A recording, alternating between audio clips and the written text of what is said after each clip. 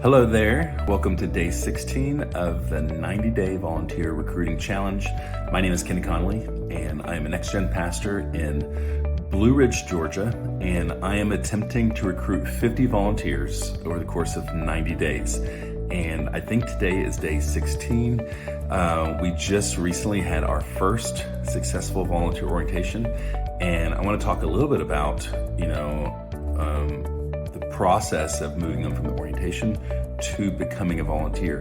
And so one of the things that I do is at the end of the orientation ends with them filling out the volunteer application. So I want to talk a little bit about what the application looks like. More than likely, if you've been doing children's ministry, student ministry, whatever it may be, you require your potential volunteers to fill out an application so you get to know them. You can screen them, make sure they're the right people for the role. And for most of my ministry, for over 25 years, I've always had paper applications where somebody can fill out the paper. And let me just tell you, it's 2024. I don't like paper. If I can avoid having paper, because nowadays everything's online. It's in a Google Drive, it's in a Dropbox, it's in your database. And so because all of my people are in my database, then I want everything there. So maybe 7, 8, 9 years ago, I moved fully digital. I used to take paper applications and scan them, and then you could attach them to the person's profile. But now I just found it's just as easy just to create a form. So whether you have a database with fancy features like forms, or whether you just use a Google form, a Woohoo form, or any one of a bajillion other types of forms you can find online, I'd certainly recommend move to a volunteer application that is online. One of the reasons for that is I want to make it as simple as possible for people to take a next step into their process of becoming a volunteer at your ministry.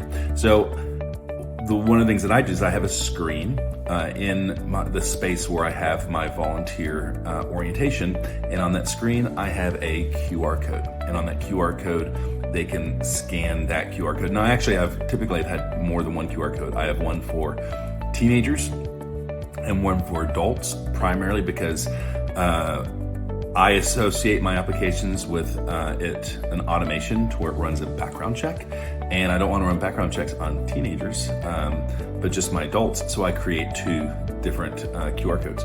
But you could do this on a screen, you could have it on a poster, you could have little table cards and have them sitting on the table or framed in a picture on the wall. It's super easy to create QR codes that link to applications. But here's one of the big things, is sometimes it's tricky chasing down people with the information that you need for them. And I just found that if you have a captured audience for your orientation, don't let them leave until they finish their application. So have them scan the QR code, have them start filling it out before they leave. And sometimes people are in a rush and they gotta go, but have them scan it so at least it's on their phone. Sometimes we have teenagers that come in who don't have a phone yet, and maybe their parent didn't come with them. So I still take care of this. We go ahead and ask them hey, what's your mom's phone number? What's your dad's phone number? And we'll take the link that the QR code points to, and we'll go ahead and text that to their mom or their dad. So then I can say, hey, as soon as you get with your mom and dad, grab their phone, fill the application. So if you haven't already, move to a digital application.